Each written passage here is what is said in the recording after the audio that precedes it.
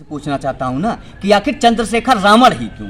चंद्रशेखर राम भी हो सकता था। और जो स्वामी प्रसाद मौर्य अखिलेश यादव का दासत्व स्वीकार कर लिया हो, जब ये बसपा में था तो आदरणीय बहन पूर्व मुख्यमंत्री मायावती जी का चरण वंदन करता था। उसके बाद ये समाजवादी पार्टी में चला गया तो समाजवादी पार्टी के नीतियों पर काम करने लगा और लगातार जो है रामचरितमानस और सनातन धर्म के ऊपर अपवाद किया करता है। जो है निष्पक्षता के साथ आज तक किस दलित के साथ इसने काम किया और कौन से दलित के लिए इसने आज तक कौन सा मुद्दा उठाया है? आज ये सरकार में नहीं है, स्वामी प्रसाद मौर्य तो लगातार चिल्ला रहा है कि दलितों के ऊपर बड़ा अत्याचार हुआ है, ब्राह्मणों ने बड़ा अत्याचार किया है और सनातन धर्म को ब्राह्मण धर्म बताता है। ये कौन है स्वामी प्रसाद मौर्य और आते कहां से ऐसे लोग?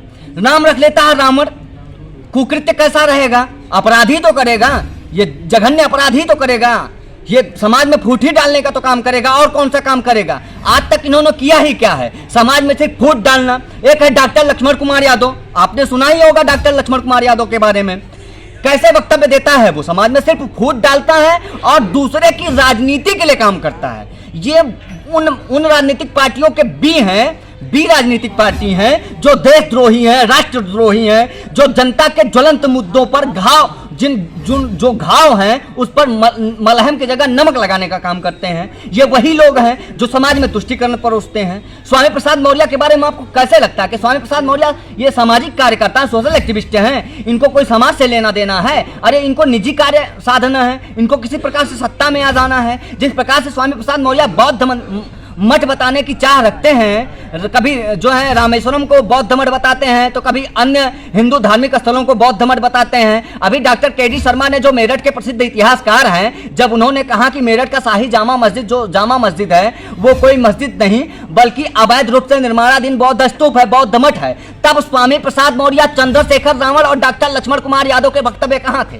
तब ये लोग सोशल एक्टिविस्ट नहीं रह गए थे। तमाम जगह जो दलितों के ऊपर अत्याचार, दुराचार हो रहे हैं उस पर स्वामी प्रसाद मौर्य, चंद्रशेखर रावण क्यों नहीं बोलते हैं? मेरे ये सारे सवाल उन सारे लोगों के लिए हैं जो स्वामी प्रसाद मौर्य के जय जयकार करते हैं, स्वामी प्रसाद मौर्य के जो है तारीफ में चार चांद लगाते हैं, चंद्रशेखर रावण को अपना आइडियोलॉजी मानते हैं। चंद्रशेखर रावण एक राष्ट्रद्रोही व्यक्ति है, देशद्रोही व्यक्ति है, क्योंकि देशद्रोही वो हर व्यक्ति है जो सनातन धर्म के विरुद्ध में बोलता है और जो अंग्रेजों और मुगलों की नीति पर काम करता है, हिंदुओं को हिंदुओं में आपस में लड़ाने का काम करता है। इन सारे लोगों को मैं आपके स्वतंत्र भारत चैनल के माध्यम से मांग करता हूं प्रशासन से कि इनके ऊपर जो है नकेल कसा जाना चाहिए, अन्यथा ये भारत के टुकड़े विभाजनकारी नीतियों पर काम करेंगे और भारत को विभाजित करने में अपनी भूमिका निभा रहे हैं। स्वामी प्रसाद मौर्य, जिस दिन से स्वामी प्रसाद मौर्य सनातन धर्म के विपक्ष में काम करने लगा उसी दिन से समाजवादी पार्टी ने इसे अपने पार्टी में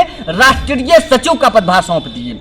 स्वामी प्रसाद मौर्य राष्ट्रीय सचिव बना दिए जाते हैं ऐसे पार्टी में जिस प्रदेश में चार बार प्रदेशवासियों ने मुख्यमंत्री बनाया हो, ऐसे समाजवादी पार्टी का नेतृत्व स्वामी प्रसाद मौर्य जैसे देशद्रोही, राष्ट्रद्रोही व्यक्ति को पार्टी में इतना बड़ा पदभार दे देती है और एक भी कार्यवाही सुनिश्चित नहीं करती है, जबकि लगातार वो हिंदुओं की धार्मिक भावनाओं को आहत कर रहा है। तो ऐसे लोगों पर आप क्या कहेंगे? ये वही लोग हैं जो सामाजिक कुकृतियों से जन्म लेते हैं, ये वही लोग हैं जो अनौपचारिक तरीके से कुकृत्य करते हैं, जघन्य अपराध करवाने में जिनकी प्रथम भूमिका है, दुष्कर्म करवाने में जिनकी प्रथम भूमिका है, राष्ट्रद्रोही वक्तव्य दिलवाने में जिनकी प्रथम भूमिका है। ये वही लोग हैं जो राजनीति के नाम पर पाकिस्तान जिंदाबाद, भारत तेरे टुकड़े होंगे, इंशाअल्लाह इंशाअल्लाह जैसे नारे लगवाते हैं। इनके ऊपर नकेल कसा जाना चाहिए, वरना राम कृष्ण शिव न होंगे तुलसी के अरमानों में, बाबर अकबर औरंगजेब हुमायूं के पड़े रहोगे कब्रिस्तानों में। इनके ऊपर नकेल कसा जाना चाहिए और समाज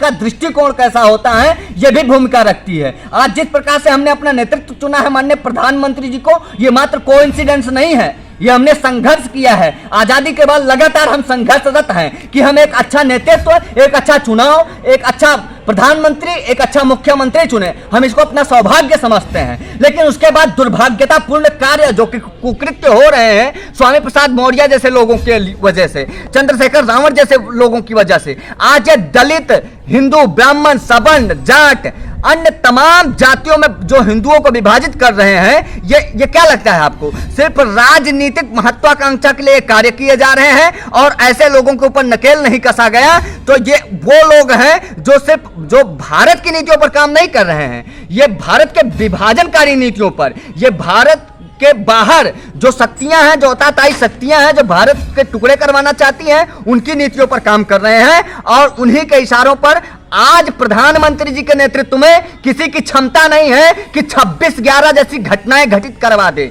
आज किसी में यह साहस नहीं है कि राम जन्मभूमि पे बम फेंकवा दे। आज किसी में इतनी शक्ति नहीं है कि अयोध्या स्टेशन पे यह घटनाएं घटित करवा दे। ये पूर्ववत में हो चुकी हैं, अब वो नहीं हो पाती हैं। तो ये लोग एक मानव बम की तरह काम कर रहे हैं समाज में। जिन लोगों को चिन्हित किया जाना चाहिए, और हमने शायद इसीलिए पूर्णतः पूर्ण बहुमत से भारतीय जनता पार्टी को सरकार में लाया है। और 2024 के नेतृत्व को देखते हुए माननीय प्रधानमंत्री जी से मैं निवेदन करता हूं, और अपने माननीय मुख्यमंत्री योगी आदित्यनाथ जी महाराज जी से निवेदन करता हूं कि चंद्रशेखर रावण, स्वामी प्रसाद मौर्य और ऐसे जो आताताई शक्तियां हैं, इनके ऊपर कार्यवाही की जाए और इनके जो वक्तव्य है उस पर लगाम लगाया जाए। ये लगातार कभी ब्राह्मणों को गाली देते हैं, कभी क्षत्रियों को गाली देते हैं, कभी वैश्यों को गाली देते हैं, और दलितों को तोड़ने के लिए जो है तथाकथित रूप से कथा प्रसारित करवाते हैं। जो कहीं जो वही लिखा ना गोस्वामी तुलसीदास जी ने, जो नहीं देखा नहीं सुना,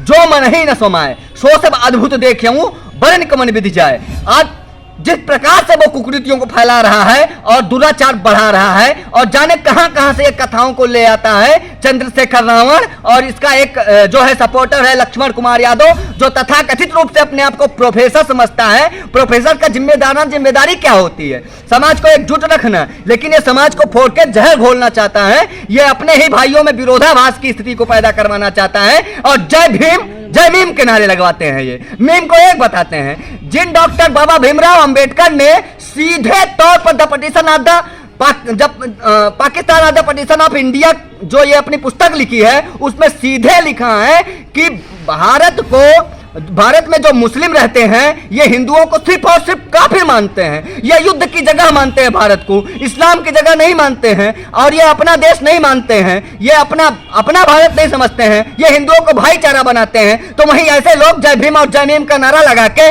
आज धर्मांतरण कराने का काम कर रहे हैं। आज इन्होंने जब देखा कि अब मुस्लिम शक्तियां धर्मांतरण नहीं करा पा रही हैं, ईसाई शक्तियां धर्मांतरण नहीं करा पा रही हैं, तो अब ये धर्मांतरण करा रहे हैं। ये सिर्फ धर्मांतरण की वजह है। इनके वक्तव्य पर रोक लगना चाहिए, ऐसा मेरा निवेदन है आपके चैनल के माध्यम से माननीय मुख्यमंत्री जी को और अपने प्रधानमंत्री जी को। साथ ही उत्तर प्रदेश पुलिस प्रशासन से निवेदन है कि जिस प्रकार से चंद्रशेखर रावण और स्वामी प्रसाद मौर्य बोल रहे हैं, यह कदापि भी स्वीकार्य नहीं किया जाएगा। यदि इनके वक्तव्य पर लगाम नहीं लगाया गया तो हिंदू समाज एकता का परिचय देगा, और ऐसे लोगों को स्वयं कठोर दंडात्मक कार्यवाही करने के लिए बाध्य हो जाएगा।